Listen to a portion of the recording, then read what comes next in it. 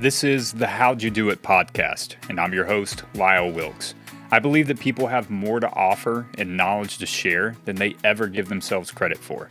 So with that, my goal is to deep dive into the success stories of business owners, entrepreneurs, and community icons so they can share the road they traveled and what they learned along the way. LJ Walker, happy to have you on, man. I think it's, dude, you just tell a little bit about yourself, what you do, how you do it, how you got started, man. So. Yeah, well, thank you so much for having me on. I really appreciate it. I think that I have a very unconventional story when it comes to getting into business. I'd say that. You know, I got started at a very young age. I kind of knew when I was young that I wanted to own a business. I just never knew what I wanted to do. My mom was an entrepreneur growing up, and so I kind of had a very early start in terms of the business world. So customer service, you know, delivering a good client experience, that sort of thing. A lot of those intangibles that you really learn as you do. And so just to kind of give you insight into how I got started with Better Than Average. What is Better Than Average, though? Yeah, that's a good question. Yeah. So it's a tutoring center. Okay. Right now, it's a tutoring center. But the long-term goal is really for it to be, I would say, a learning academy, a learning resource center, that sort of thing. Really just bigger than the tutoring. So let's just say that Better Than Average is an academic powerhouse. Okay. Yeah. All right, I like it. That sounds a little bit more. How in the world, where'd the idea come from? Because I don't, and for one, how old were you when you started it? Mm-hmm. So I was 16 Okay. when I started Better Than Average. I was 11th grade in high school. So how at 16 did you say, I'm going to become a tutor? Yes. So tutoring for me started really early on when I was younger. Growing up, I was always really what most people would perceive smart. I don't really think that I'm that smart. I think that I leverage common sense a little bit better than everyone else. Okay. And so with that in mind, I really started tutoring, and I didn't know it was tutoring when I was in the third grade.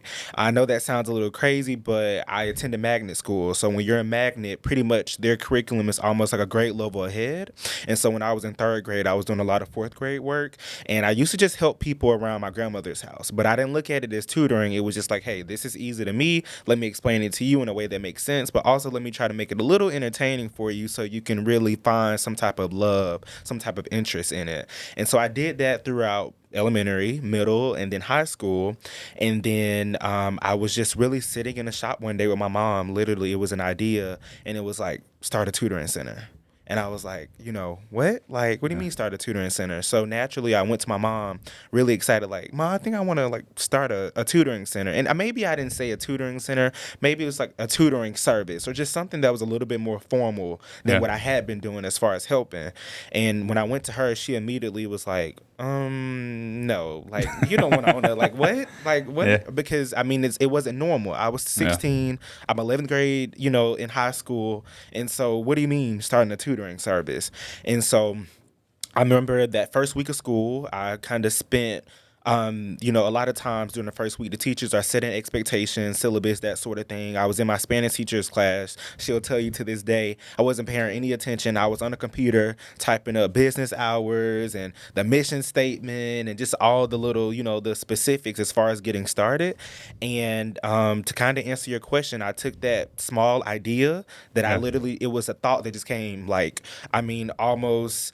Have you just been driving in the car one day and you just get an idea, you know? And then that's literally how Better Than Average. It was an idea, and I just acted on it. Where did you see, like, the helping people happen, or did that just come naturally to you? Did you see that in somebody else?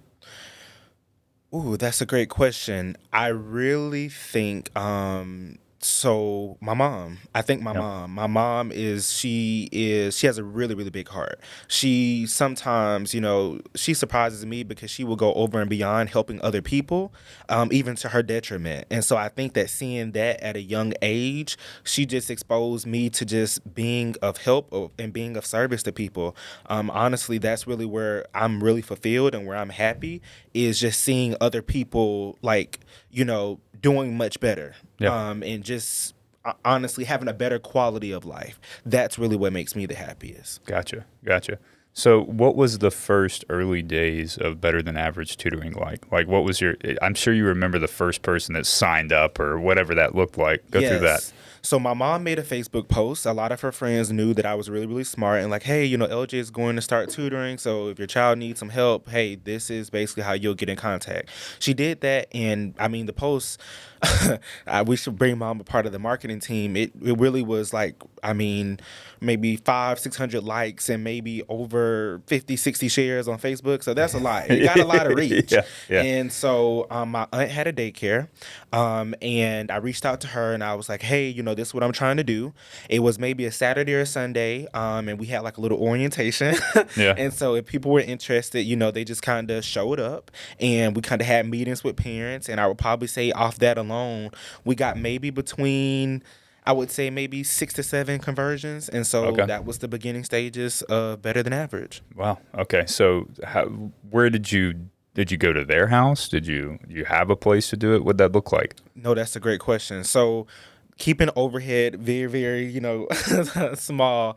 My aunt allowed us to use her daycare. And so I attended school during the day. I wasn't even driving during this time because I was in 11th grade. I think I was like on the brink of like a driver's permit, that sort of thing, but wasn't even like, I wasn't legal just yet. Yeah. And so my aunt allowed us to use a room of her daycare in the afternoons. And so I literally had this really big crate that was full of supplies, talking about like just alignment and how God works. My teachers over the years, when they used to want to throw out supplies at the end of the year, I used to always be like, no, I'll take them home. And so I had this big section at home full of school supplies, workbooks. So we didn't even have to purchase that when we first started. But I had this really, really big crate. Like it was pretty big. Yeah. Like my arm almost like this. Yeah. And I used to transport that from after school to my aunt's daycare. And that's pretty much, where we did the tutoring for a little while. What were I'm still trying to understand. How did you see that there was such a need for tutoring? I don't think that I saw that there was a need. I think that I saw that I like what I was doing. Okay. I tell everyone that I didn't think that it would be long term. Yeah. So I was doing sports. I thought I was going to go. I thought the plan was to graduate, and then after I graduate, go to school on a scholarship, that sort of thing, play sports. I didn't really see Better Than Average being long term. It was just I liked what I was doing. I liked the fulfillment of what I did. I like what it gave me, but I didn't really see any type of long-term vision. And honestly, even when you take a look at money, like when we first started, of course, it was dirt cheap. Like yeah.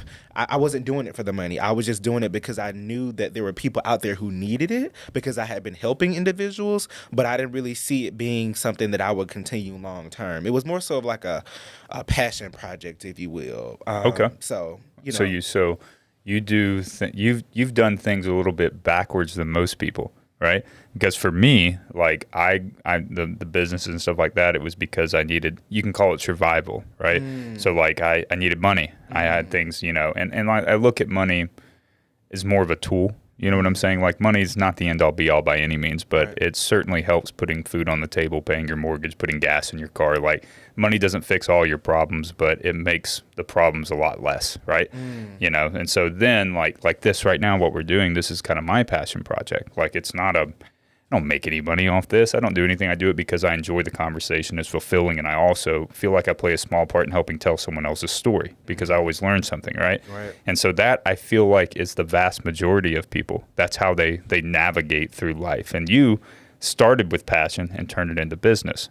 Yeah. That's pretty interesting. Yeah. And so really, I know I served on a panel and they talked about this, and it's cringy, cliche, everyone kind of has their own niche, if you will. But, we were talking to a group of individuals and we were talking to them about getting started into business. And so some of the panelists, granted, it's the right thing you're supposed to do by the books. They were like, oh yeah, you should research and you should see the market and you should do all these things. And, I kind of told one of my friends, after, I was like, I think that if I did all of that, all of the formal business stuff, a business plan, I wouldn't have even wanted to do it because that wasn't the goal. That wasn't, the business was not the long-term vision. Again, it was just, I just wanted to help. And so like you said, I got into it as a passion project, and then I saw really, I didn't see anything. It's just that if you produce good work and if you put good out into the world, it comes back to you. Yeah. And so that 5-6 students grew to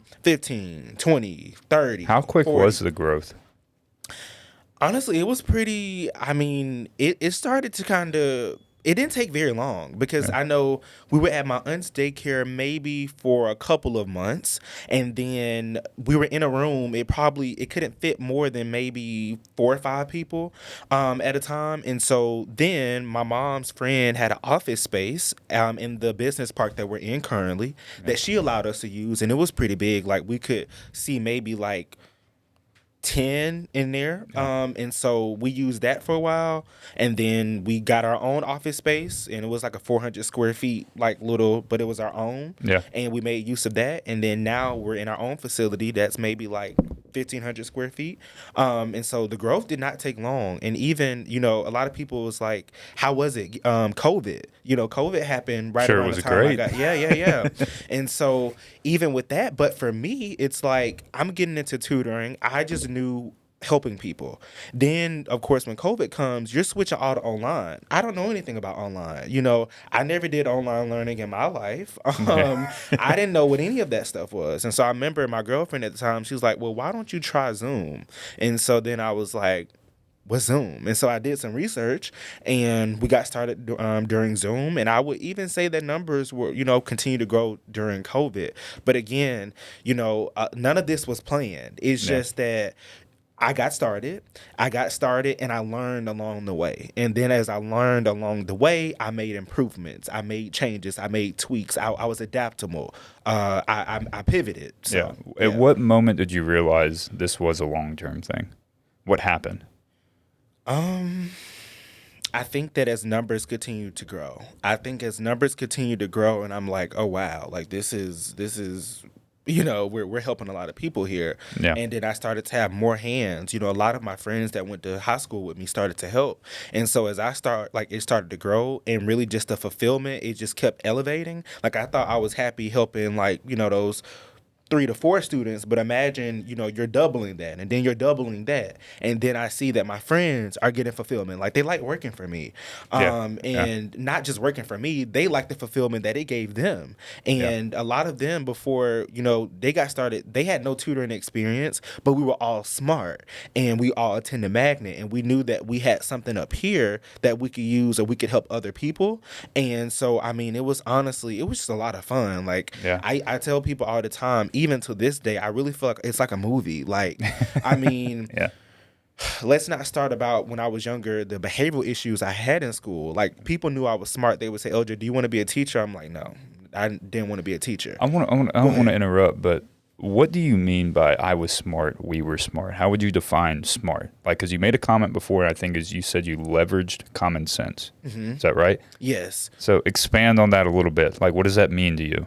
Yes. So I'm not the smartest person in the world. I know that. I know that I have people that are probably on staff that are 10 times smarter than me. But when I say leverage common sense, it's really just like the critical thinking process. I think is the best way that I can explain it.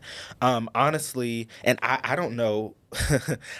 It's hard to kind of put into words because I think that it's a natural gift. I think that it's a gift, and I've just been able to leverage that gift. But I know that when it comes to like textbook, there's people, you may be way smarter than I am, but I don't know about that. But yeah. I'm just able to leverage critical thinking, facts, and if I don't know something, I know how to either ask someone that's a little bit smarter than I am, how to direct me in the right path. And then in this day and age of where there's a surplus of information and resources out there, I'm not afraid to not know things, but I'm also not afraid to find out or to research and do the work to figure out what I don't know, if that makes sense. So the gift that you're describing that some people have as far as like being able to leverage common sense, how does that differentiate? Like, what's the difference between that and someone who doesn't have it? Like, I still want to gain your perception on, you get what I'm saying? Like your perspective on that. Well, and so maybe it's for me, I don't feel like, and cause I can relate to you to an extent as far as like, I don't feel like I'm smart. Right. Mm-hmm. But I also feel like I don't mind putting in the effort to find something out, And that's kind of what separates me from the people who think they're not smart. It's like it just requires effort, right? Bingo. Okay. And I think that's the best way that I can explain that, or I can describe that. Some people, of course, when they're faced with controversy or when things happen, they just kind of shut down. Yeah. They shut down. That's the end all be all. One thing about me, you know, and my mom, we were talking about this a while back. For one, I think one of the things that's really helped me, I always want to know the why behind something. I've been like that since I've been younger. If something doesn't make sense to me, we can share that. I can share that with you. Yeah, I don't accept things for surface level. So you can't tell me that the sky is purple and I know that it's blue. If you're telling me that it's purple, I need to know why. What's the thought process behind the sky being purple and not blue? And so I think that me just having that inquiring mind growing up and always wanting to know the why. Again, if you tell me something and I know that it's just not registering, I'm going to ask questions. That's one thing. And so when you talk about what differentiates me from other people, I think that one, the willingness, if I don't know something, to find out, you know, the answer or get to the bottom of it. And then the two, I don't think that enough people ask questions. And I think that's a big thing because there's value in asking questions, especially if you don't know something. Yeah. And so I think that between those two, those have been paramount in my ability to critical think and my ability to have as much knowledge as I do, if that makes sense. Yeah. One of the things that I picked up from Jordan Peterson was in his first book. I'm trying to remember it, and I'm going to butcher the quote or whatever, but bear with me. It was something along the lines of always assume someone that you're talking to knows something that you don't. And so what that does is anytime you interact with anyone, you assume that they know something you don't. So you're naturally inquisitive. You're naturally listening. You get what I'm saying? Like, and so you understand more that way, you know, because if you think you know everything, well, what you're doing is putting the blinders on to all the new information and perspective that's out there. I agree. Yeah. So I think that's kind of like kind of a similar path of asking the question why, right? Like, because if you constantly are in an open mind state, right, like you're being open to the things and open to broaden your horizons, so to speak, you're always going to get different perspectives. You're going to grow just by having that. Yes. Yeah. Yeah, the world is a big playground, a big library in my mind. So it's just like there's always, you know, the saying is like you learn something new every day. But seriously, because you never know it all. And so just with that mindset, I mean, you'll learn a lot. Yeah, because even like in, you know, what I do in real estate, I tell people I practice real estate.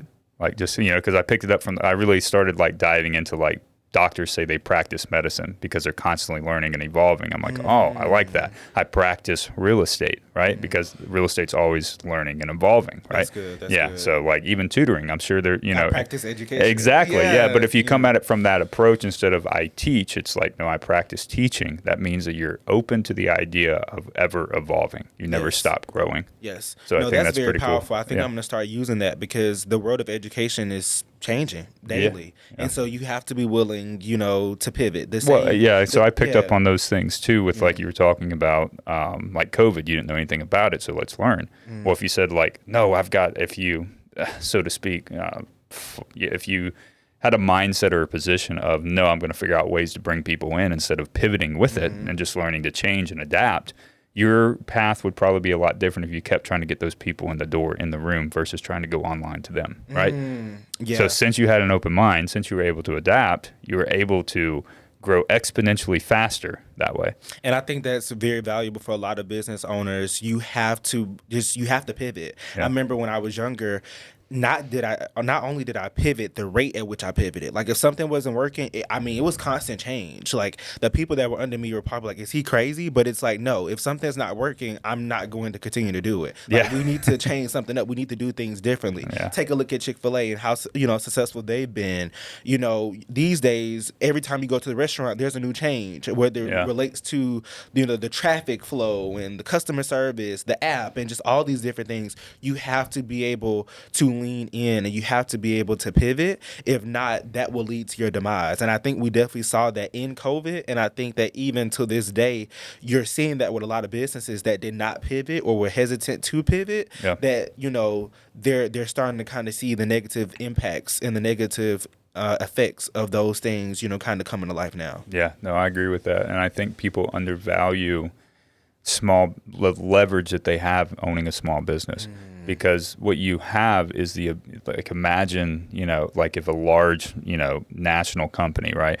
Well, that's this big, huge Titanic ship going through the ocean. Right. Try to turn that thing. It's tough, right? Yeah. Small business, we're the jet boats, like we can just turn on a dime. Yep. And so what that allows us to do is make waves faster, right? Because if we see something in the market that's changing, whatever industry we're in, we can change and turn on a dime because we don't have to move 10,000 people. We move 10. Right. That's and true. so our growth should be always exponentially faster than the large businesses. Yes. That's a leverage point. So we shouldn't look at it as a problem that we don't have the power or anything of a larger business. We actually have probably more power as a small business than we do.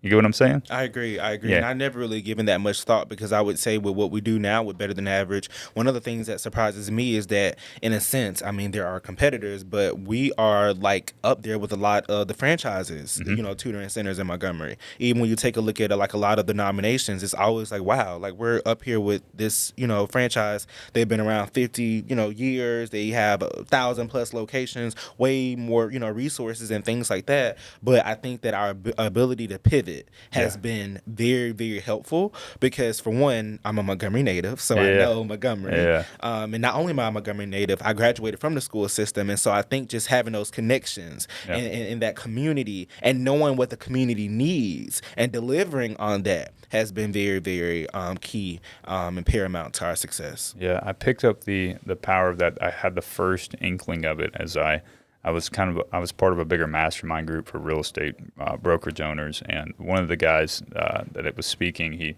said one of his biggest successes was being able to go get new information and implement it the fastest. That was step one, or that was the first part of that, and then two was a book I got from my CPA. I can't remember. It's by Keith Cunningham. A Road to Be Less Stupid. I'm going to butcher that. I don't know why. I can't remember things right now. But anyway, I picked it up on there, and that's one of the things he was talking about. And that was full circle for me. I was like, wait a minute. There is power in being small and efficient because you can do so much more. Yep. And I think for you, too, like, you're as young as you are, because how old are you? 21. Yeah, 21. Just turned 21. Yeah, congrats, man. You can drink now. But with that, like, it's also you're fresh from the consumer side of your industry. You get what I'm saying? So like you're not, 15, 20 years later starting a tutoring company. You just got out of what's actually happening from the consumer standpoint. And even that, you started it while you were in there. Right. So that to me, just outside looking in, that had to play a huge advantage to where you're at right now. Yeah, I agree. So, because a lot of people are like, oh, I'm too young and stuff like that, but there's always opportunities. Perspective's everything, right? Like I can hold a quarter up and you see heads, I see tails. We're both right.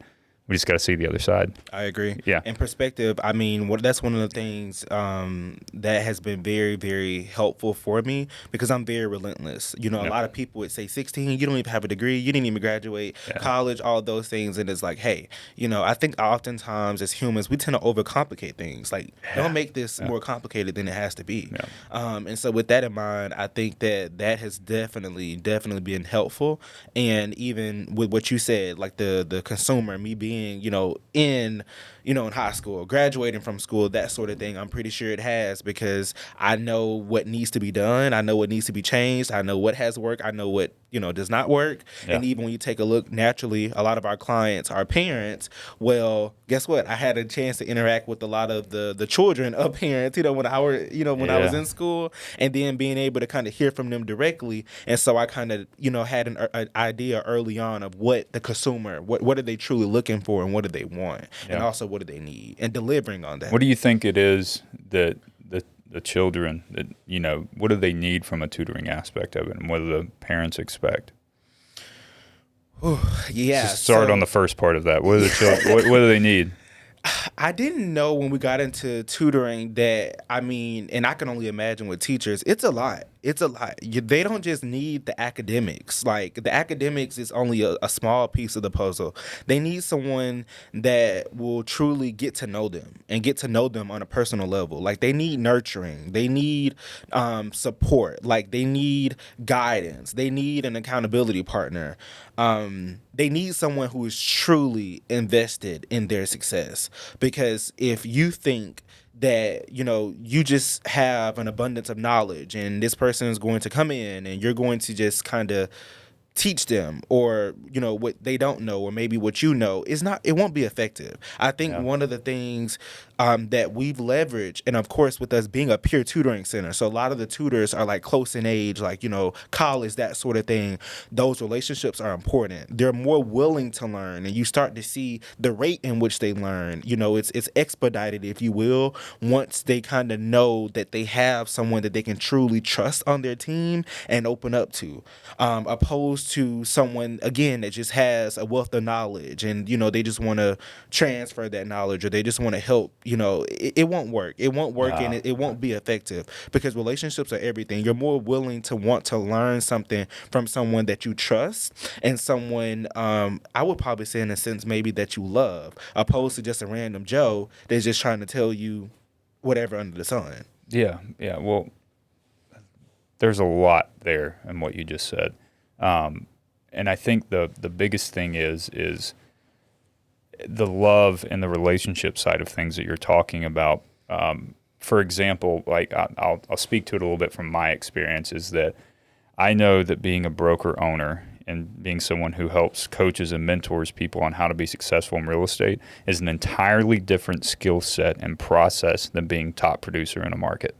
You get what I'm saying? Right. It's no different than like you, and I would imagine you learning something and the way you learn and stuff like that. That's a totally different skill set than helping someone else learn. Correct. Right? Yeah. And so that's two, like from like just a skill standpoint and a process standpoint, but also I think people undervalue the relationship side of things, and also how much of an impact how much of an impact encouragement and belief in someone. Like if I have people believing in me and supporting me, well, now all of a sudden that rubs off and I start believing and supporting myself, right? Yeah. And so the more we give that, the more uplifted that person is, because even if they don't believe it, if they've got 100 people telling them they can, well, they may start to believe it. Yep. And then we all know it's internal, right? Yep. It's all within yourself. But yeah. So and even just to kind of piggyback off of that, in real estate, when you are preparing to do business with someone, you don't just do business with them. No.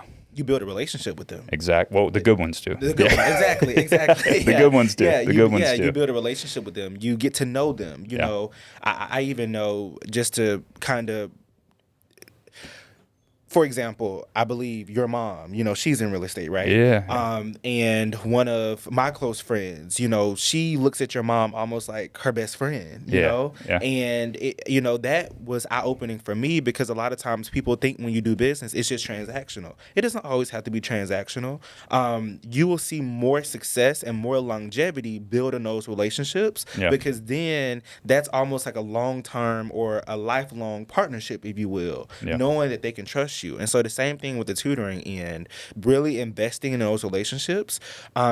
Students, when they leave us, they cry leaving us. Like, they don't want to. Who do you know? Tutoring? Like, they cry not being able to come to tutoring, or when tutoring's over. A lot of times people think tutoring would be boring, or it's just like, school 2.0. But that was one of the things that I did not want for Better Than Average. Learning doesn't have to be boring. It doesn't have to be boring at all. And so I think that putting a heavy emphasis on those relationships has allowed us to really not just leverage them, but see as much as success as we've seen so far. Yeah, you get all of it, right? Yeah. Like you get everything you could out of that person, and you give everything that you can out of that person. Mm-hmm. And it only happens from the relationships, right? And relationships are built off of trust. Correct. And so a lot of people don't really understand that, but it's funny, we're on trust, because the last sales meeting I ran was on negotiations, right? And what people don't realize is, in order to negotiate, you have to trust the other person. So negotiations are 99%, in my opinion, trust, right? Building trust with the other person. And but anyway, so trust, like even with Amazon, right? We see that very transactional, right? However, we order off Amazon because we trust when it says Prime, it's going to be here in 1 to 2 days. Correct. And so therefore, we trust Amazon to provide that product and service and a quality product and service and experience through that. Right. If it was a 50-50 or 1 in 10 shot that it'd be here in 1 to 2 days, we'd probably go to Walmart, right? We go somewhere else and look for that where we could trust ourselves at least to go pick up that item and get it there, but we trust Amazon's going to do it. Correct. So trust is like the biggest thing ever, Yep. And it helps you, like you said, expedite and build long-term relationships to where you have that constant growth. So. And I tell my staff all the time, I think that how much I feel that we are like emotionally invested in the overall success of our students. I just know that, and this is nothing against any other tutoring centers out there, but just how much we truly care. Like we almost put ourselves in their shoes and we want what's best for them. And so I think that, again, when you take a look into the trust, they not only know that they have a tutor, someone who's going to break it down in a way that they can understand it, they have a tutor that is committed to their lifelong, their overall success, not just academically. Yeah. Even if you're not having the best day of school, I mean, students will tell us their different stories all the time, about just different things that are going on in their life. And what I found is a lot of students and a lot of my staff, they said, man, it's like when we come to BTA, it's like an outlet for us because the way the tutoring center is designed, it's really only the tutors and the students. No outside parties are allowed outside of those two. And so I think that it really has served almost as a safe haven for the both of them. And, a lot of times you'll think that as a tutor, you're doing a lot of teaching, but a lot of times you learn from them. You learn from them because, kids, they're really smart and they have stories. Yeah. And so, again, just going back to that trust piece is so, so important. Yeah. Yeah, no, like even me helping people and doing this, it's like, well, everyone asks me, like, what do you get out of it? And I'm like, well, I learn something every time. Like I constantly, like I pick up on little things, and those little things turn into big things and those big things turn into big changes. And it's, so. Yep. And that's what life is all about, those small deposits. Yeah, those small deposits over time. Man. Yep. Yeah, those small deposits, that consistency, it starts to build up, and then boom. Yeah. You hit the jackpot. Yeah. So have you always been like a learner? Like have you always you started off with like answering the question why? Mm-hmm. Is that's always been a part of you, or was there something that happened that changed? No, I think that it's really just the way that I'm wired. And I think that growing up, it used to frustrate a lot of people, probably my mom and adults as well, because again, if you say, like for example, LJ, don't touch the stove is hot. Why not? Like I need to know, why is the stove hot? That sort of thing. And so I think that I've just naturally always just had a brain that just kind of wonders. Yeah. And Okay.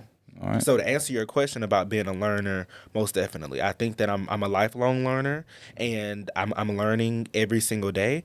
And not only do I learn, because there's one thing to learn, but I implement what I learn, if that makes sense. Oh, yeah. And so, I actually apply it, because you can learn, that's kind of what college is. You'll learn a lot in college, but are you going to apply what you've learned? I call it like the information trap. Correct. Right? Like we constantly... Like I can, what's a good example of that?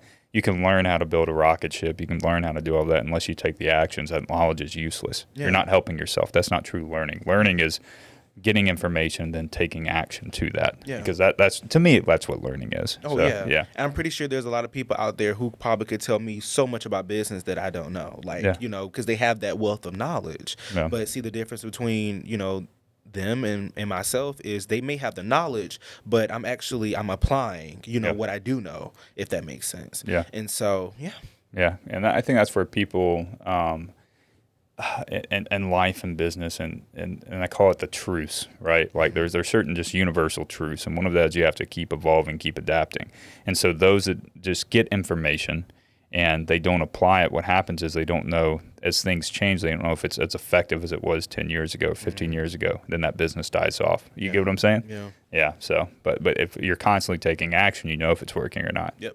So. Yep. And not only if you constantly take action, you can see if it's working, but also you can pivot if it's not working. Exactly. Yeah. And as long as you know how to pivot, you keep Exactly. learning, you keep evolving, you keep growing, you Yeah. know. And that's one thing that I see a lot of people, and I may have said this already, but a lot of people feel like they just have to have this big, massive plan. Like it has to be well thought out. It has to be very detailed. You have to do just all of the things, and it's just like, no. No. Any other future businesses, of course, there's a little bit of behind the scenes that go into it, but I just enjoy putting myself out there and just doing it because you can't be afraid to fail. That's honestly for me, I think that has been what has allowed me to not just grow as a business owner, but just personally, just not being afraid to fail. Just put yourself out there. And if you fail, pick yourself back up, fail again, but it's so much value in those lessons. Yep. And see, I've learned that for me, I learn by doing. Like, you can tell me, like right now, you can give me a crash course on real estate and like, you do this, you do this, you do this. And I'll be like, yeah, okay, yeah, it's making sense. But then when it's time to apply, I'm going to be like, what did you say now? What did you say now? I would much rather shadow you, watch what you do, apply it. So then I can see how things work. I can see the intricacies, the behind the scenes, just all those things. Just I think that you get more value in life by doing. Yeah. No, I agree with that. And I think too that like going back, it's funny you say the failing thing, because one of the first things I do when I talk to new agents or someone that needs a pick me up or whatever it is, I use the metaphor of a bike. Like when you first started riding the bike, like you weren't good and someone told you just try it and you're going to fall and it's going to be okay.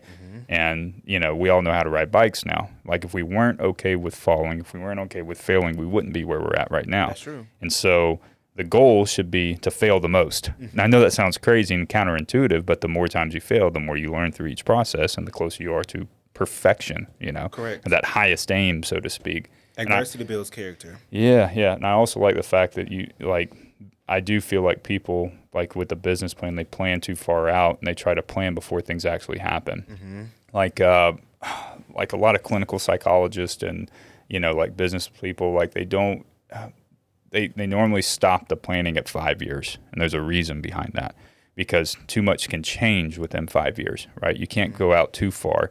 But if you plan for just a year, you kind of underestimate what you can accomplish in 5 years, right? Yeah. And so there's a reason behind you only go so far, but then you just focus on the day-to-day items, the day-to-day actions, which is one foot in front of the other. You take action, Imagine doing a 5-year plan and something like COVID happens. Oh, like, yeah. I mean, how do you, well, maybe, I don't know. I've never done a 5-year. Well, you've got to have like your vision, like what you've already talked about, like growing, right? Like, so that is your 5-year plan. Correct. You want to continue to grow, right?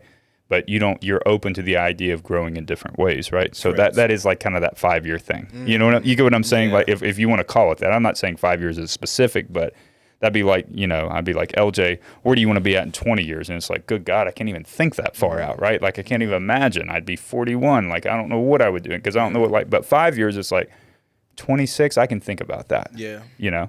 Like, if you ask me that question, I would say I'll be where the good Lord wants me to be. Because if you ask me right now, like, and the funny thing is, so I felt like before I got into business, I was a planner because I told you that the goal was to graduate, go to college. I thought I was going to be in IT, that sort of thing. But the total trajectory of my life changed when I started this. And so even these days, it's like I don't think too much into the future. I have my ideas and I have my wants, but honestly, it's just whatever the creator, like whatever God wants, wherever he wants me to be, wherever he wants my feet to be, I want to be there. Like, I mean, everything that I've done up until this point in my life has been very unorthodox. And so, I mean, again, I just want the story to keep unfolding. I just wanted to keep unfolding and to just enjoy the ride. Yeah. I think I agree with, and I understand what you're saying, but I also think that you do have a highest point of aim. And that's what I think maybe you should think about, is that like your highest point of aim is God and being the best possible version of yourself. Right. Therefore, you do have a goal, right? Even though you're living in the present, that's where you're moving towards. You get what I'm saying? Yeah. And so therefore, you do have a 5-year plan, a 10-year plan, a 20-year plan, a life plan, so to speak, right? I may not know exactly what that looks like right now. Yeah, exactly. But you have faith in the fact that you'll get there. Yeah, that's true. Yeah, That's true. yeah. So we, because those that don't have a plan wake up every day and react to the day. I'm going to assume that you have a plan every time you get up in the morning, Yes, right? pretty much same routine. So you do have a plan. Yeah. You do have goals. You do have all that stuff. Yeah. That's Give a great yourself way a to little. kind of reframe the Exactly, thinking. right? Yeah, because there's nothing wrong like with being present, and I'm not saying that there is, because I feel like especially my life here lately, the more present I am, the better life gets, right? You know, like the more present I can be is just so much better, you know. But I also think that you do have to know at least where you're going and where you've been to be present, right? You know, And I've been working on that. Because I do, in a sense, try to think like far off into the future. Because when you're a business owner, you kind of have to, in a sense, because you're leading the ship.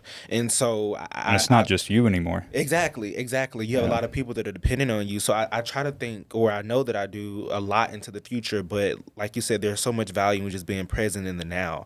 Because I feel like now that we're about 5 years in, I'm just getting to the space where it's like, wow, like we've done a lot. We've accomplished a lot. But see, when you're in the day-to-day grinding, putting in the work, you know, it's just like you just kind of you're going through the motions. But even now, doing things like this, you know, I know you talked about with this podcast, you just want, you know, to give people a chance so they can kind of share their story, tell their story, that sort of thing. Moments like this matter because, you know, again, for me, I don't really take time to just do these things. You know, I wouldn't have taken time on a random day at 9, like, oh, let me reflect on, you know, how far we've come these past 5 years. But then again, like I talked about earlier, putting all that goodness just out there over time, it just starts to kind of accumulate, build up. And then you have moments like this where you can sit and reflect and just be like, wow, a lot has been accomplished in a short amount of time. And it's, I like to call it slowing down to speed up, right? Like you have to slow down to speed up, and so like since I've thought about that, like it's hard to not say that's not true in most things, right? And so even for tutoring, right, one of the things you've talked about is building trust and letting that child or student know that you care about them, right? And so what you're doing is slowing down to make sure that happens before the tutoring starts. So imagine roles reversed, right? And you just say, okay, sit down, open up your book, first page, this is what we're doing today. It'd probably have a lot different outcome. Yeah. Right? Yeah. So sometimes slowing down, and Rich, honestly, like if you really want to get deep into it, slowing down is being ultra present, right? And being in the moment and being like, okay, where have I been? Where am I at right now? Where am I going? Yeah. Where do I want to go? Yeah. Right. And if you constantly are in that present, well, what happens is like things come in life or your business life along the way, you can kind of pivot, right? Because now you're not looking too far ahead where you don't see that stick you're about to trip over. And you're not looking behind you running into stuff while you're trying to go forward. That's a terrible way, looking in the rearview mirror trying to drive a car, right? But you're right here where you need to be.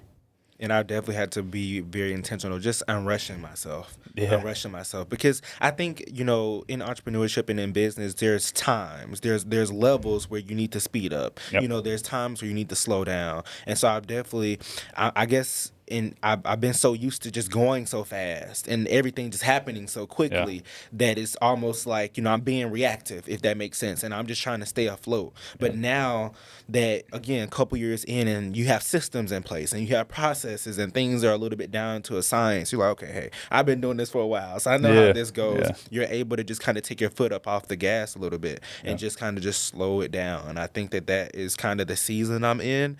And it's been pretty good. It's been pretty good, and it's been because it's like a big woosah. Like you just get to kind of sit back and just to be able to, like, you know. Well, you have to build the systems and processes to build the time back to be aware of what's going on in the business. The more so, and you can almost like kind of look at being present as being self-aware. I feel like. You know what I'm saying? Yeah. Like you can really look at that because it's like if you're present, you're looking all around you, you know, past, present, future, right? And so now you can really be like, you can pay attention to what's going on versus if you don't have systems and processes, you're working 12, 14 hours a day and you just wake up reactive every to the day. You don't have time to be present because you're always behind, right?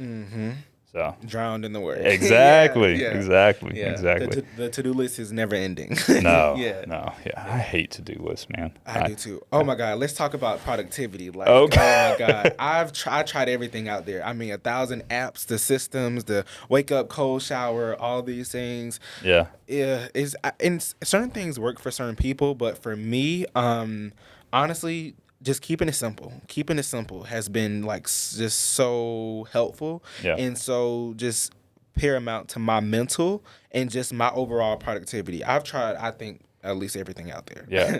The book, it's like the art or the getting things done, or I can't, I'm terrible with remembering titles. Like, I remember the content really well, but it's like getting things done. I can't remember the author of that or how to get things done. One of the big takeaways I got from that book was, the to-do list. What a to-do list does is it puts the same value in everything on that list, right? And so like today, it's like, helping tutor that student and taking out the trash is on the same level of value. You get what I'm saying? Yeah. And so one of the things that really helped me was I prioritized my day. Like, I have high priority items, the right now stuff, the things that need to get done during the day, and then the things I'd like to get done this week, things I'd like to get done this month, things I'd like to get done this first quarter, second quarter, you know what I'm saying? That helps me out a lot as far as making sure that I'm not taking out the trash when I need to go close a deal. You get what I'm saying? Because otherwise what you're doing is it's your subconscious, like you look at that list, it's like, oh my gosh, all of those things are so important, and they're not, Yeah. Have you heard of the 3D method? No, I have not. Well, I probably have. Yeah, it's probably, either I do it, I delegate it, I delete it. Yeah. That's super helpful. So then you can go through that priority list, and you can say, these are the things I have to do. These are the things I can delegate, and these are the things that don't even matter. I don't even know why it's on the list. Yeah. Right? And let's talk about that delegation, man. It's tough, man. That's what I'm struggling with right now. Yeah, and it is. It's because I'm used to always it's somewhat of a control thing, but it's also I don't probably have the skill set I should have on being a proper leader and delegator, right? And so I'm learning that right now, and I'm trying to fast track that. So like I'm not like I have. So before it was like me working 12, 14-hour days getting everything done. Right. Well, now I have a full-time office admin. I have a brokerage of another branch, or a broker at another branch. I have someone who runs social media campaigns, and I've also got kind of someone else involved within the company that helps me on kind of just the in-between stuff, And so now it's like I have these people, and I have to make sure that I'm utilizing that correctly to where things are getting done, because if they don't know, and I think a lot of it, and what I'm learning is making sure to communicate and keep them up to date with what's going on, right? And so because if they don't know how to help or what they're supposed to do, they can't do it, which means that that's not their fault. That's my fault. Yeah. I have to make sure and communicate that. I have to make sure they know what the vision is and where we're going. I have to make sure and communicate that clearly. I have to make sure they know what the most going back to that priority list, what are the high priority items? What are the things that we try to get done every week? What are the things we want to get done this month? Where are we at? Where are we going? And how do we get there? What's the plan? What are the obstacles we have to overcome? How are we going to overcome those obstacles? So a lot of it, if you get down to the nitty gritty, and I read a lot and I try to learn a lot and I try to talk to a lot of people, what I'm finding out is it's just becoming a better communicator on the things that need to get done and making sure that they're empowered to do that. Wow. Yeah, I could take a few notes from you because, I mean... No, I don't have it all right. I know that. No. I know that's the right way of doing it. I'm trying to get good at doing it, right? Okay. So it's very, very different. Yeah. Like I'm learning it right now. But to me, that's really what it is, at least what I've found out so far. And someone else will probably give you a different answer, but that's what I think it is. Yeah. And I think it's really just a process. It's a process of being patient with yourself and being patient with those other people as well, because you are trying to understand each other, if that makes sense. Yeah. And so that working relationship, I can only imagine just putting in the time to get to know each other so that you can get the things done. Yeah. I think that's very helpful. And also it's a lot of listening too. Yeah. Right? It's like, because if you give them a task and you don't listen to what their obstacles are, well, they're just going to keep hitting those obstacles because you're telling them what to do. It's like, okay, if you tell them I want to get you from point A to point B, a task or whatever it is, and you don't listen to the fact they keep hitting the wall, well, definition of insanity is doing the same thing over and over again. Right. So now we have to come up, I need you to get from A to B, but actually there's a wall, so we need to get from, to figure out how to get over that wall. Right. Then we can get to A to B. Right. If you don't listen and you keep telling them and being more of a manager, so to speak, and you keep just trying to tell them what to do and don't listen to the feedback, well, it's tough. Do you think there's value in letting them, when they get those hit those obstacles? So this is kind of like a tutoring tactic, that sometimes it's okay to struggle. It's okay to struggle, and it's okay to try to find your way. Yeah. But and I think it comes from, I'll be honest with you, most of my job is just reminding people. Oh my God! I just told someone that a couple weeks ago. Literally, right? Yeah, like that. I learned that a couple years ago. It's like I just remind them and I empower and I let them know I believe in them, right? Because it goes back to what we talked about, right? Like that little bit of belief, a little bit of empowerment, a little bit of like, no, you got it. Like maybe just look at it a little differently this way, and go get them. Like that goes so much further than anything else you could do. Because what you want to do is you want to. Like what I've found is that it's better to try to bring them up to your, you know what I'm saying? If you want to look at your level or create leaders out of them, because what happens is they just become better problem solvers, and now they're reminding their people, right? Right? They're reminding you. Exactly. Yeah. Same way, right? Yeah. That happens to me often. I'm so glad you said that, because I just told someone a couple weeks ago, I'm realizing, and you start to realize that I'm like internally, externally, because of course we do a lot of where we kind of contract out, outsource. Yeah. But I was like, really, my job is just a lot of reminding people, just like, every day. And I will be 100% honest, it's been kind of frustrating for me, because I'm one of the type of people that if you tell me something one time, I got it. Like normally you don't have to tell me something more than once. And so it's definitely, and I've done some research, and I think it's like a good leader will repeat themselves maybe like 7 times before it like actually sticks. And I'm like, wow, like, that's a lot of times. But I've been trying to work on myself and just working on my patience in that essence of just being patient, not only with myself, but with other people, because it is a process. And I agree with you. It's really just a lot of reminding people. It's a lot of reminding people and making sure that, I kind of look at it as like everyone speaks a different language, right? So we're speaking English right now. Right. We wouldn't be able to do this if you spoke Spanish, right? Right. And so look at that as far as the people around you, right? Sometimes you got to speak their language. You have to relate to them. What motivates one person won't motivate the other person the same way. What helps one person and what resonates with one person will not resonate with the other person the same way. There's no way, right? Yeah. Because we're all different. You get to get told. So some people you have to hold their hand and show and then let them go. You're probably the person that says, this is how you do it. Go get it. If you have problems, call me. Yep. You're good to go. Yep. So if I try to hold your hand, I'm holding you back, right? Versus if you tell that person to go get them, well, they're looking for a hand to hold. And so what happens is we have to become better.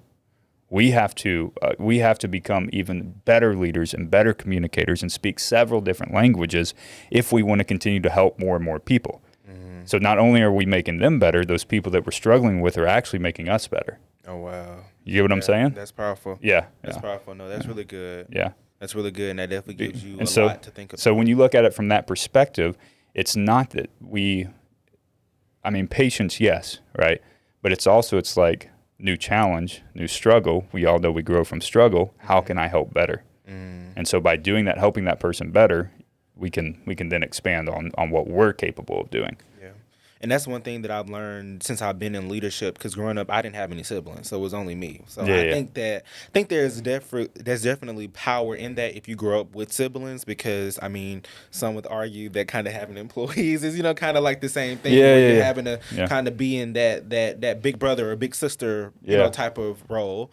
However, leadership is definitely, it requires you to really change a lot of things about yourself. And I've learned that. Like, I've had to grow a lot as a leader. And there's a difference between being a leader and like a business owner. Because I think that you could technically be a business owner without necessarily like leading people. Like, you could just... How? A business owner, you could just have the finances. You maybe just... you don't own the business. You fund the business. Well, you fund the business. Okay, but if you're funding the business, just say if you have... You still have to have a CEO. Yeah, yeah, okay. But what if you hired that CEO? Correct. What if you're an investor? Yeah, there's still a CEO though. Oh, okay, gotcha, You get what I'm saying? Yeah. And so the people you're training now, you have to put someone or pay someone to do that role. So guess what? You still have to have a leader. And guess what? Someone's got to check on that leader. That's the one putting the money. There's a reason that banks have appraisals done on property, right? Someone's got to keep a check on that too. Yeah. Right? Yeah, that's good. That's good. Yeah. Like it's yes. At some point, I'm sure it's more of a collaboration, But from what I've seen and what I've experienced, which is not a whole lot, you know what I'm saying? I don't know a whole lot, but at the same time, I feel like you always lead. You even I think people out there say I'm not a leader. I'm like, no, you're leading somebody. You're impacting somebody, whether you realize it or not. And I think that's like just that's how people interact to some extent, right? I really believe that. So I agree. I agree. Like there's always leaders. Like you're always leading something. Whether you know it or you know. Yeah, because you're always impacting somebody. Unless you're at home and you don't talk to anybody, which is not very likely. No, not very likely. But even then, you're probably leading your mother, leading that worry, right? Leading the people that care about you.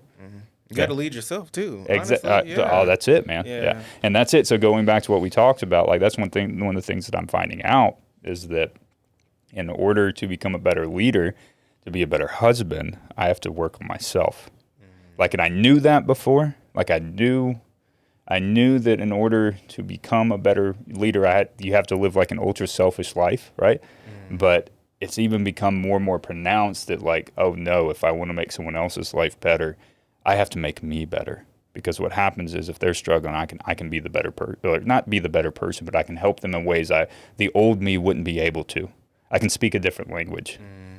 What do you feel like the process is of making yourself better? Intent, man. Like just be intentional.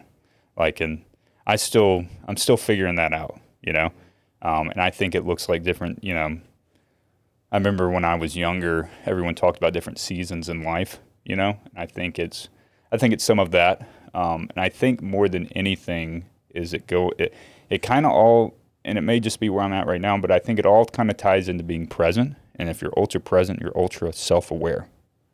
So the more self-aware you are, the more you can look in the mirror or look at yourself or however you want to, you can self-reflect and be like, oh, wait, that's probably what I could have done to make that situation better. Yeah, you can only do that if you look within instead of looking out, right? And also I think another part is just being able to take feedback, because a lot of times, especially if you're in a leadership role, people will tell you, some of those things that, you're not so good at. And so just being open, to hearing them out, and not just hearing them, but also implementing change. That has been, very important. And then even talking about failure, sometimes I think early on getting started, every time I failed, I always kind of look within. They say with like leadership, anything that goes wrong in business, it's your fault. So if my employees, if they go out and they do something, that they can't talk, they know they're not supposed to do, then that's on me. As a leader. I think that looks like ultra accountability and ultra responsibility, right?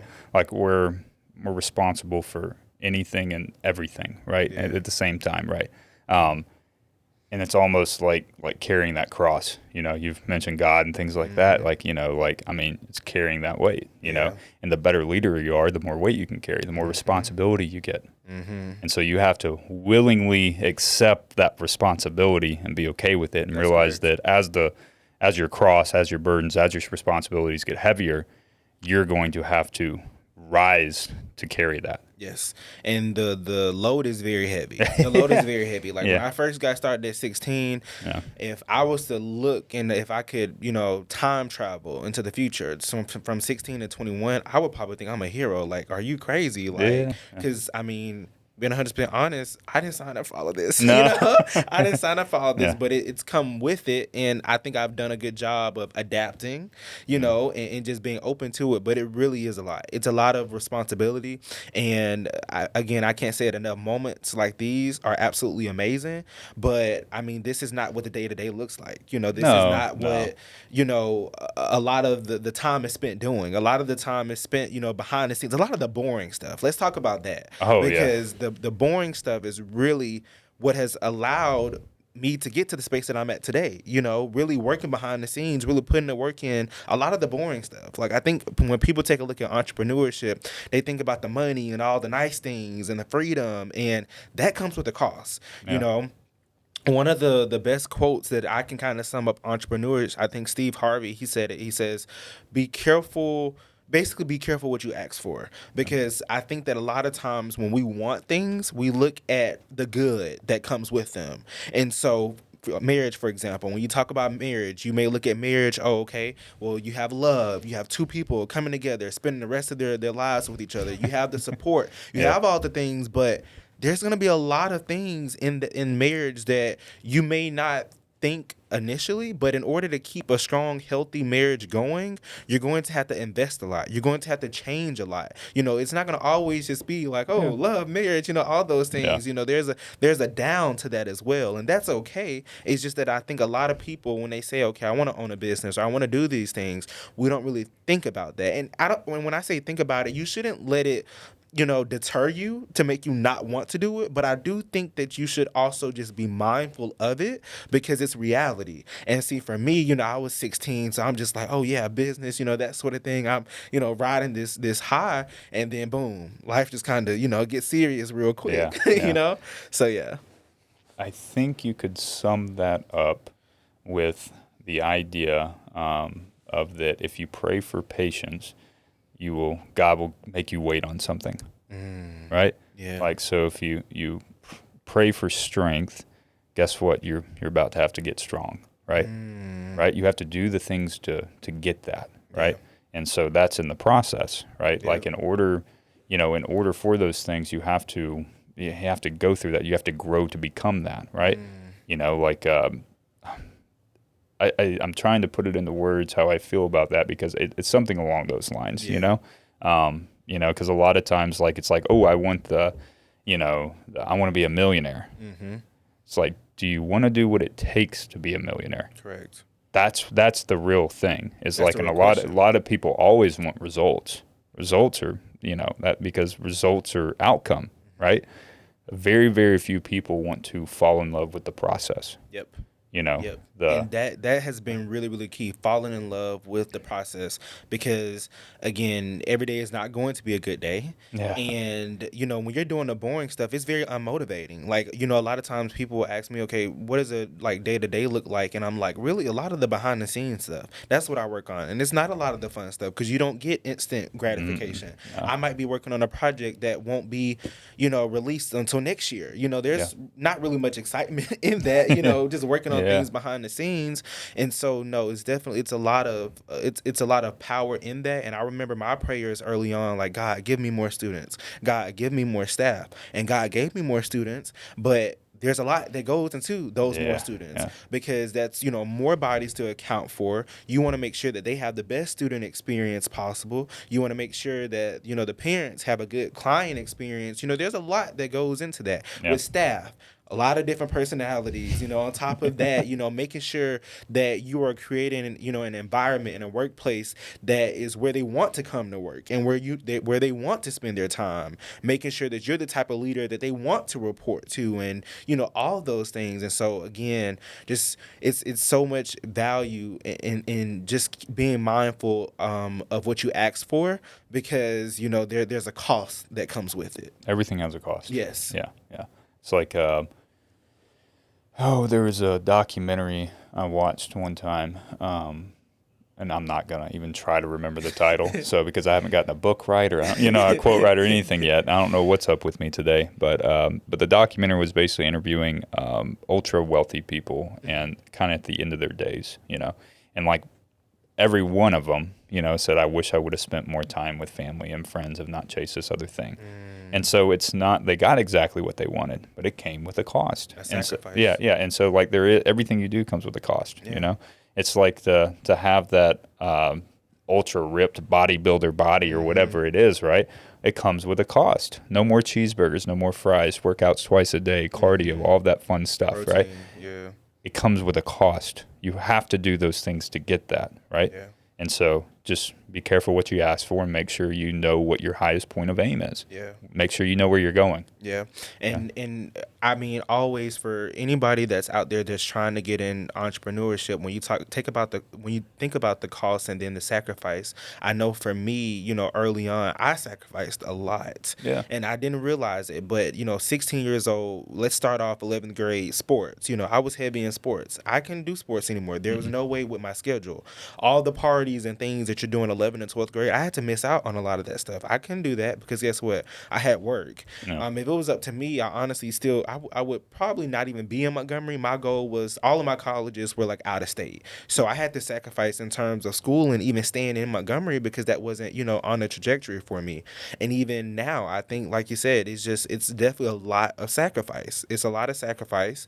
And I did it because I believed in the vision, but not only did I believe in the vision, I fell in love with the process. And I think that has been, you know, that's something else that's very impactful for anyone that's out there, just really falling in love with the process. Because I think that the more that you love what you do, the more, you know, a lot of the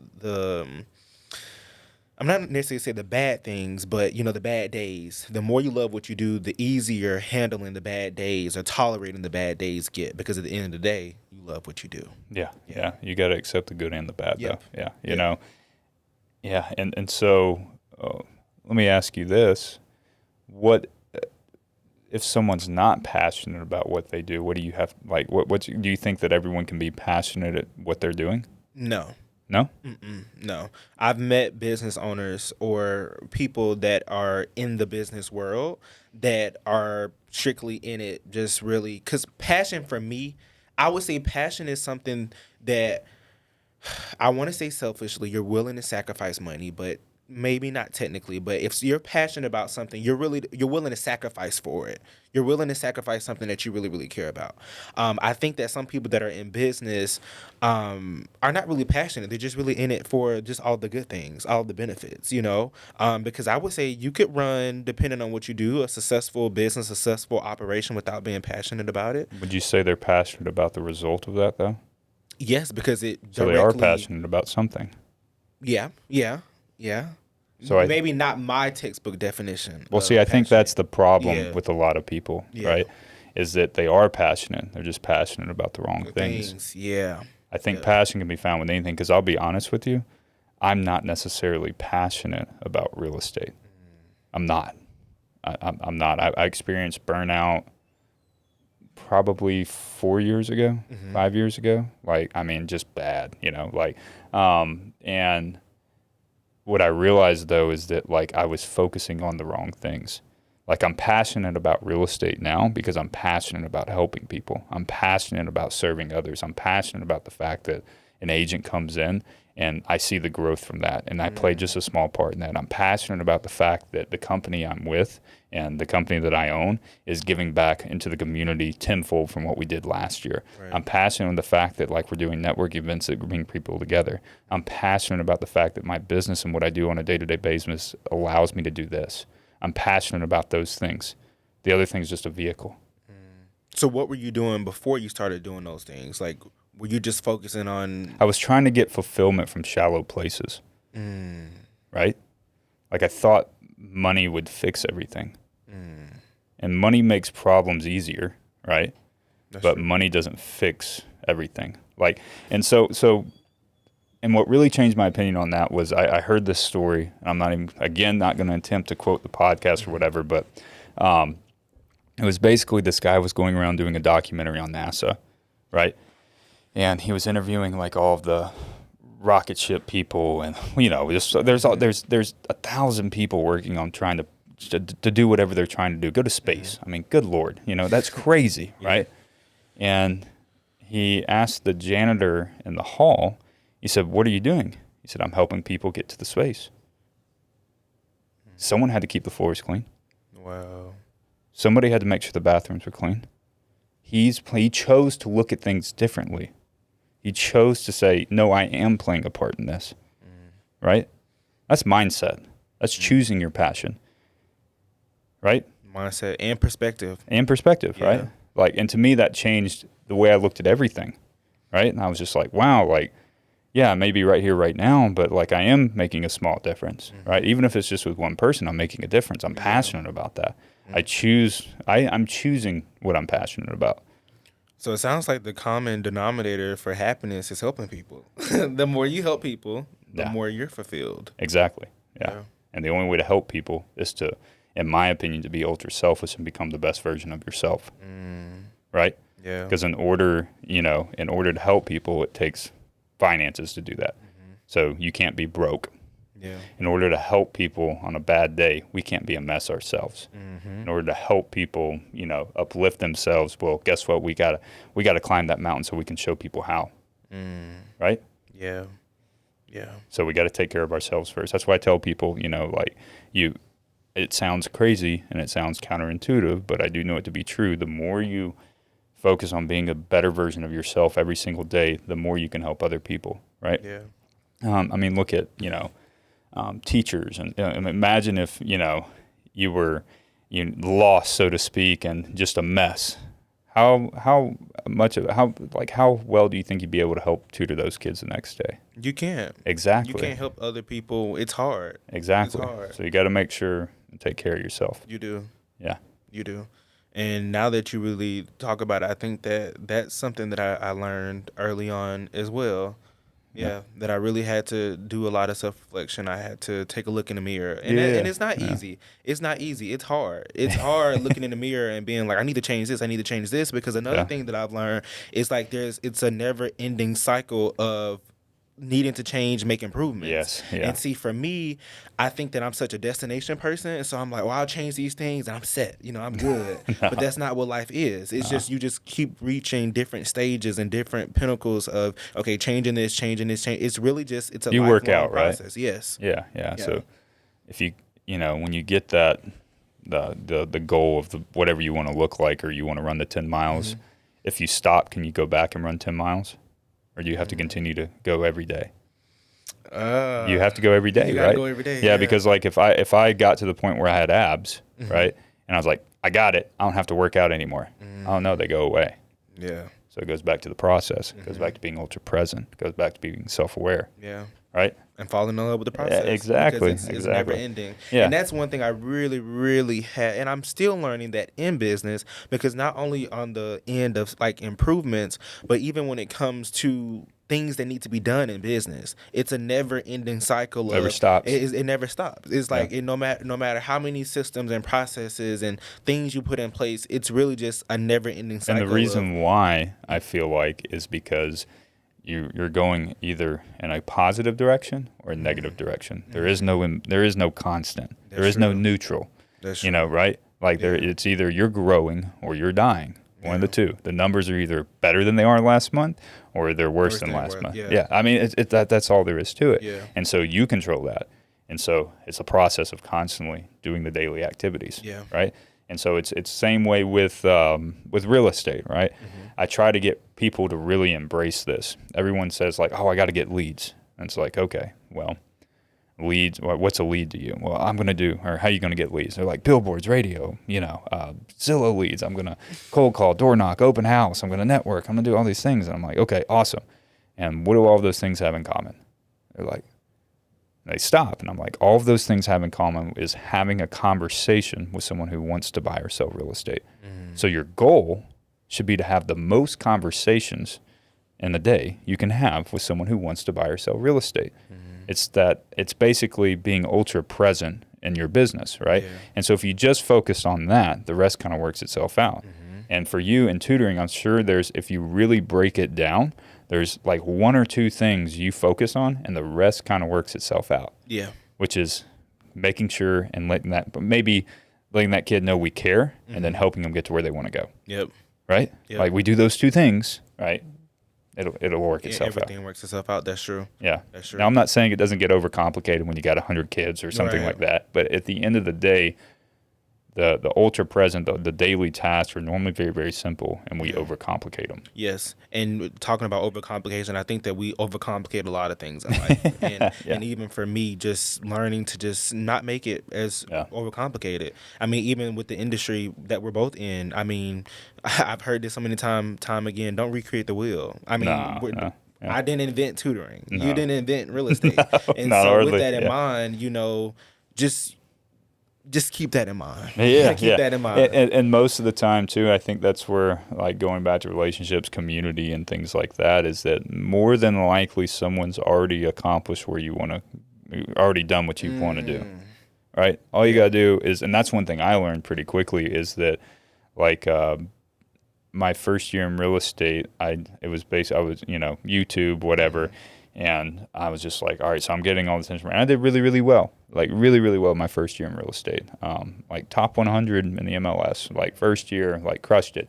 I think we had 1,000 agents or something like that. So that's good, that's good. And then next year I was like, okay, I need some help. I want to fast track this. And it took me forever to commit, but I finally paid for a mentor. I paid for a coach.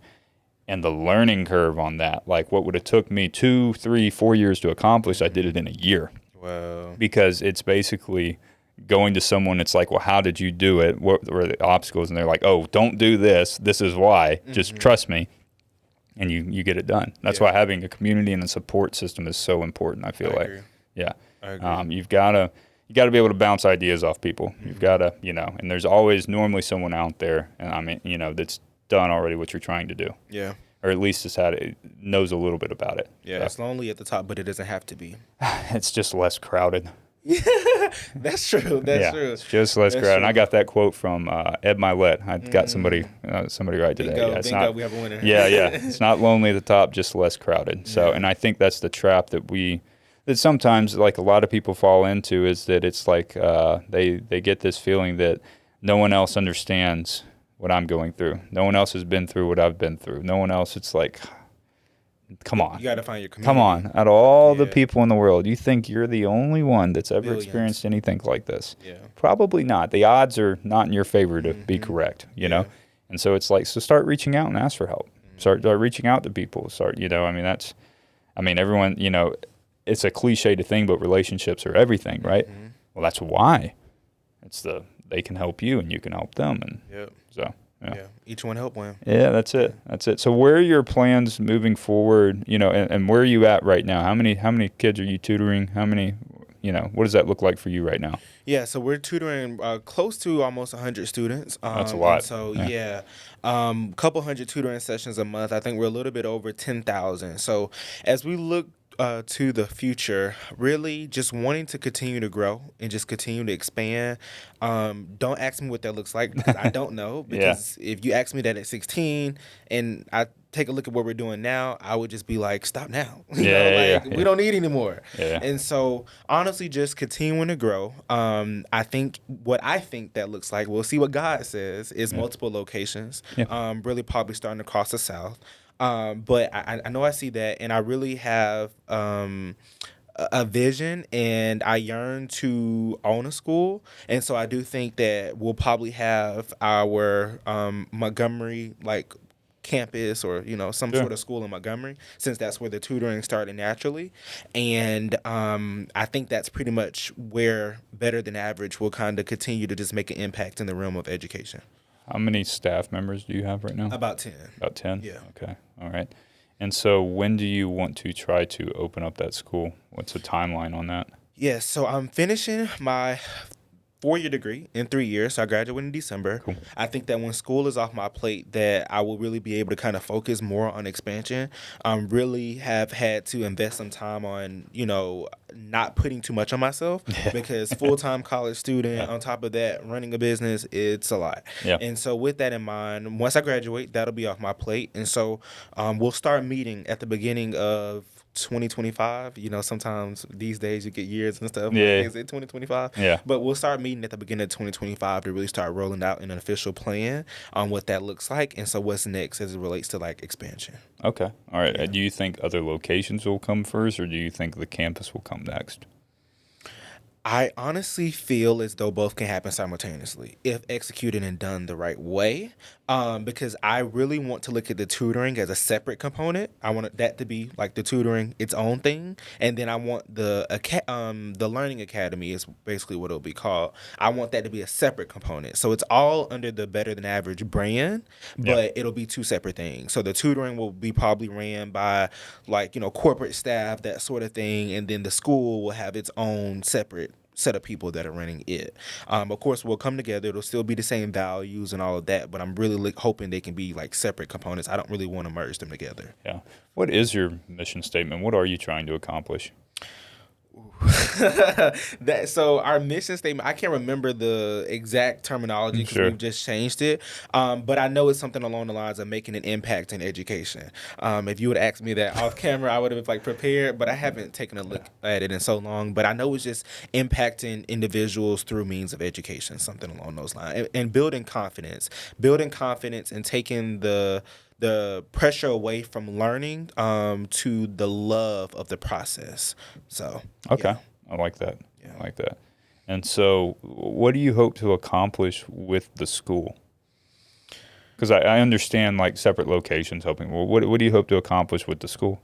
So what are we're hoping to accomplish with the school? So with the school, I'm hoping that we can really incorporate some of the principles that have worked for us on the tutoring end, but to really just bring a different vibe or bring a different look to education, because I think that when you take a look at the current state of the education system, it's calling for a change. It's calling for something to be done differently. I think that we've been kind of doing the same thing, but now it's starting to become a little bit outdated. And so with the school, what I'm hoping to do is to meet with a lot of people that are in the world of education and just figure out like what don't you like what do you feel like can be done differently. And I'm hoping that the school can kind of solve a lot of those problems and those issues as it relates to some of the things that we're kind of facing in the current education environment.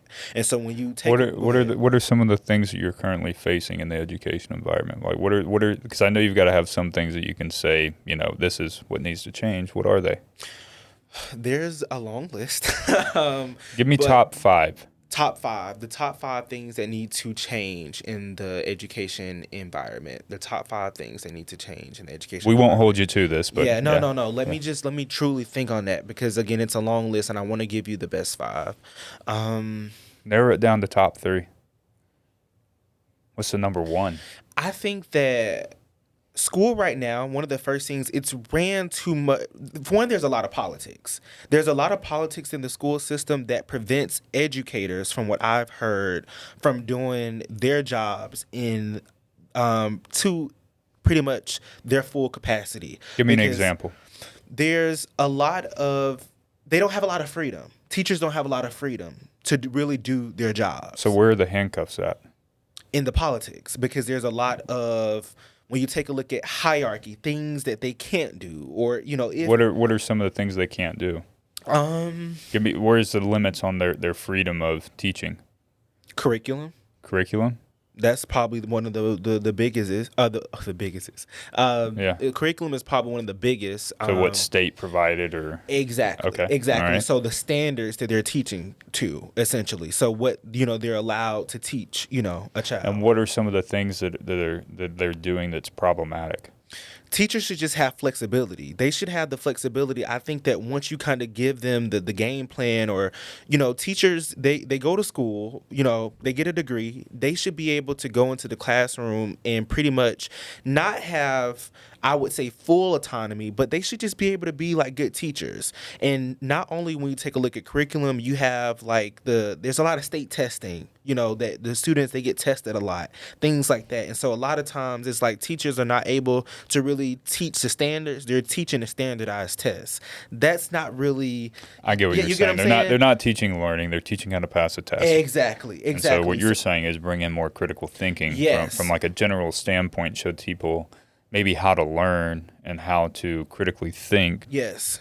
not just memorize. Exactly. Yeah. Exactly. Okay. So what we'll Man, say, good luck with that, because Google, YouTube, you know what I'm saying? Yeah. Like like that's what we're training ourselves to do, Yes. is like, I mean, just look up the answer. Mm-hmm. Yep. And not really understanding, as we've talked about during this interview, the why behind the process. That's so important. I know Apple, they had their conference, and they have it now on the iPads where if you write down a math problem, it'll just automatically compute and give you the answer. A lot of people will look at it and, oh, yeah, that's cool. But think about these children that are and I mean, I know on the tutoring end, we have children are getting iPads at 4 or 5 years old. And so if Johnny is writing down a subtraction problem on his iPad and it's giving him an answer and he doesn't understand the why, that's not good. You need subtraction basic life skill. And so, you have all of those. And so another thing that I want the school to do, technology. Technology can be used, and it's a great resource if it's used in the right way. I think that technology is really, really impacting, children, because they are being exposed to a lot, way too much at a young age. My mom, I was a late bloomer with all of technology and things like that. I probably didn't get a real phone until maybe high school. I had a flip phone starting off. The only number I had in it was hers, that sort of thing. Yeah. And so with the school, it'll be a heavy emphasis placed on technology, not just internally in how we use it, but also a lot of parents. I really want to focus on the parental development piece, because I think that schools have a lot of power that they don't know they have, or maybe they have it and they're just not using it correctly. But really being able to educate parents, not only on just the technology piece, but just being good parents. Because I think you may be on to something there. Yeah. I think that's a pretty damn good solution to the problems that are going on, because it's pretty obvious to me. Yeah. It's parents, and because children are given too much, I'm not going to say freedom, but lack of consequences, so to speak. Mm-hmm. No accountability. You're seeing that in the workforce a lot. Yep. I read a statistic the other day, and I would hate to think it's true, but there was this one company, and it was out of the last hirees, there was 1 in 5 brought their parents to the interview. Wow. That's insane. I couldn't, you know what I'm saying? That's wild, but that's because they don't feel like, at the door. Oh yeah, I was like, I'm not hiring too. Thank you. Have a good day. Right. But no, I think that's a good thing. And I think if you could build something to where you could almost require the parents to be involved to the PTA, require the parents to be present, attendance, and things like that. Because that's one of the things too. It's I don't feel like how can you, at some point, how can you blame the child when it's the parent that's not getting them to school? Yep. Right? If there's their absences, it's well, if they're not forced at home to do that, if you had some more accountability on the parents' side, I think that would fix a lot of the issues. Yeah, I think you're onto something there. Yeah. Yes, and I would say that, so you have the parental development, you have the teachers, and then another thing is, I would just say the rigor of their environment, because, when I was in the Magna program, that was really, really, it was good, knowing that you had individuals who cared about their education. That's one of the things that I'll probably kind of steal from the Magna environment, but, just making sure the rigor is there, because another thing that will kind of tie into that, which is maybe my fourth point, is the life skills. Really teaching a lot of life skills. I don't think that schools do enough of that. In the essence of, there's so many different. Well, I think it almost speaks to your point, because they never have had to. Right? Yeah. Why would you have to teach life skills when you're getting that at home? That's true. That's true. Why would you teach life skills when you have a sense of community? And you're learning that from other people. You're supposed to be here to learn English, math, science, history, right? Physical education, whatever you want, these basic things. We don't teach life skills because that's not our job. Yeah. It's the parents' job. And I think that that's true. And I think studies will show that we're getting away from our sense of community. Because that's true, years back. But now, as we're in this day and age with all the media and all these different things, we're getting away from our sense of community. A lot of people don't even know how to conduct an actual conversation anymore, because it's just so much texting and things like that. It's funny you bring that up. I did, I guess it's been a couple weeks ago, but I always bring some mindset to sales meetings. I always bring some mindset and just some things to think about. And one of the things I did was technology has ruined relationships. Technology has ruined real estate, basically. And the reason why is because technology has been used instead of a help to replace communication. We've replaced in-person meetings with Zoom. We've replaced a phone call with a text message or an email. We've replaced calling someone to wish them happy birthday with a Facebook post, right? It's not meaningful. It doesn't help. And by the way, did you know that 86% of communication is nonverbal? Wow. So that means that our maximum capacity, right, of communicating, if we're doing everything perfect on communicating through texting, email, Zoom, whatever, we're only reaching 14% of what we're actually capable of. Wow. Leaving a lot on the table. Yeah. You know what I'm saying? So, but yeah, I agree with you. Technology is just, in the sense of community and things like that, like COVID kind of did a lot of that. Yeah. You know, and I also think with some, I think people look at needing other people as a fault, right? Yeah. Like, you know, and I think that's just we just have devalued that. Like, and I think there's so much like what we're doing right here is valuable. Yeah. You would agree? Yeah.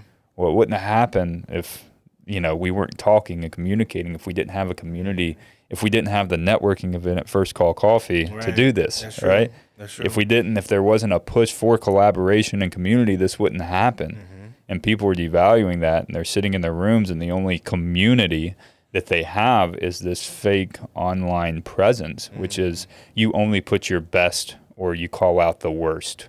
And other people. Yeah. Yeah. You only promote the best in yourself, and you only talk about the worst in everything else. There's not a positive thing that I've seen on Fox, CNN, or it's like, oh wow, that's great. No, that's not what we're trained to do. Yeah. So. Yep. And so with all those things, I mean, we have our hands full with the school, and those are some of the top ones now, but we'll definitely do some work with individuals who are in the education space because the same thing I did with the tutoring, like we talked about me leveraging me being in school, that sort of thing, and using that to my advantage. Yeah. I want to leverage the people that are upset and angry about education so that we can come in and so that we can do something different. And so that's my vision. Pretty sure that it'll probably change as we move and get some other things. But those are pretty much, you know, some of the main components of what I wanted the school to be. So it'll be different. It'll be something I would probably say very unique that the education space hasn't seen. So yeah. I really think you're onto something with the requirement of parental, I don't know, just a participation, right? Like I think that in itself, like, and it doesn't have to be a weekly thing. It'd be a twice a month thing. But no, we're going to meet. We're going to, you know, all of that fun stuff. And, you know, and also like maybe require the parents to go through a orientation or training of like, this is what we're about. This is what we believe in. And, you know, if you don't, like, we can't work together. You know what I'm saying? Because that's one thing too, is like, I think what you're doing is trying to change the culture of the education. Yes. And culture is created by what you tolerate. It's your standard, right? And so if your standard is these set values, the parents have to buy into that just as much as the staff and the owners and everything else. I think that'd be cool.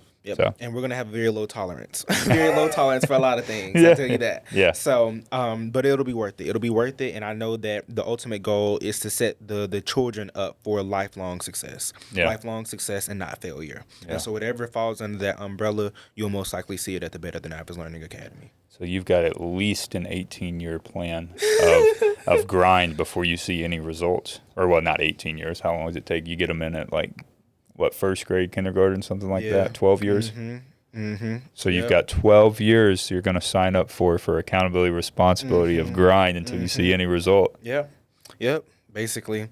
And the good thing is I'm young. So that's good, man. That's awesome. I'm awesome. Young, so I'll be able to, if I get only said that early, to our play of like, you be careful what you ask for. Be careful what you ask for. And see, the good thing is to try to save myself. I haven't thought about that. I know that it's coming. I didn't mean to ruin it for you. No. I know that it's coming because I know the tutoring has, you know, proved to be. I already know that. But one of the things that I think that will be very helpful is we already have a name in the education space and we already have a footprint in the education industry. So we're not starting from scratch. So I'm imagining that it should be easier in the essence that we already have a client base, customer base technically too. That's a big piece of the puzzle, is getting the people that will support and buy in. But I know if we're getting all this good feedback on the tutoring end, then we'll have a lot of people that will buy in. And I mean, they've even asked if, you know, like, do y'all have a school or, you know, things Oh, like really? that. That's Yes, awesome. yes, So you yes, already yes. know there's a need for Yes. it. And we have a lot of clients that are homeschooled that come to us as well. And so, Okay. a lot of them are not in actual schools because of the politics and, how it's operated, that sort of thing. And so I think with us already having a name and then already having a client base, that's kind of a piece of the puzzle that's kind of, not, I don't have to worry too much about. And Yeah. I do hope to be around this time around with the tutoring. I was just kind of solo dolo. I hope to be around wise counsel with the school. And so really, bringing in some people and just really kind of having a committee of sorts that will help to kind of do a lot of the planning, a lot of the footwork. And so I think that, when I take a look at being careful what I ask for, having some support behind my back. I think that, it's just like maybe if you're learning to swim, like, if you're learning to swim or if you don't know how to swim, if you go put yourself into the pool, that's pretty nerve-wracking because you're like, I'm going to drown. But if you have someone there that is going through the process with you, then it's like, okay, this is not as bad. Yeah, and so it doesn't hurt if they're like Michael Phelps or something, right? Yeah, maybe. I'm serious, yeah. Because I think like a lot of people, like that's where like, especially in the entrepreneurial field, I feel like ego gets in the way so much is that they're scared to bring in people that are better than them at certain things. Oh, I'm not. Oh, I'm not. me neither. Like I hope I hope you I'm a crush it. sponge. Yeah. I'm like a sponge to anyone. Yeah. So like I've already said on the podcast, and if you're listening to this, and if you want to be in the mission list, I'm a sponge. I don't know everything. I welcome you. I welcome your ideas with open arms. Yeah, for sure. And an open mindset, because that's another thing. Like for the school to be successful, I'll have to be open because it'll be a lot of things that are brought to me that I probably have no experience with, or I may not think is that big of an issue. That is an issue, and so just being open as well. But no, I'm excited, and I've had this vision way longer than I had the Better Than Average one, and so I know that it'll be a beautiful thing, and who knows where things will end up. That's awesome, man. Yeah. And of course, you may be able to send your kids there. Yeah, you never know, man. Yeah. You never know. Yeah. So, well, cool, man. I'm excited to see what you accomplish, and I mean, it's been a pleasure. I've really enjoyed this, and I think you'll continue to do great things, man. So, Most yeah, definitely. that's awesome. Before we go, though, I've got 4 questions. Okay. Let's see here that I ask everyone. For one, what's your favorite book, man? My favorite book is Tim Tebow. It's Tim Tebow Through My Eyes. So that was the first, I feel like, full book that I read when I was younger. And the reason that it's my favorite book is because it talked about pretty much, Tim Tebow, he was a sports guru, but it took a lot. It took a lot of sacrifice. He talks about like spiritually, mentally, physically, all the obstacles that he went through. And so for me, it kind of exposed me at a young age as to what sacrifice is. I think a lot of times when people talk about, again, entrepreneurships or sports and celebrities and all of these things, you talk about all the good stuff, but that book really talked about some of the obstacles, some of the bad stuff. Like, that's what I want to hear, because I know that's like, I want the negative side effects. Literally. Sometimes I tell my staff, I'm like, I open the feedback. Like, you can hurt my feelings as long as you're as long as you're respectful. Yeah. So like, that's what I want to hear. I want to really hear the good stuff. I don't want to hear the, I practiced and then went on the field, executed the game plan perfectly. Like, no, I want to hear about the injuries. I want to hear about the days that you didn't feel like showing up. I wanted to hear about the days where, you felt lonely. I want to hear about the days where, you went through some spiritual, things like that. So that's what that book talked about. I read it when I was maybe in elementary, and it really, I felt like it was like eye-opening for me. And it's, slowly but surely as I go through life, I'm seeing a lot of the things that he talked about in that book really just come to life. That's awesome. Yeah. If you could have dinner with anyone, past, present, or future, who would it be?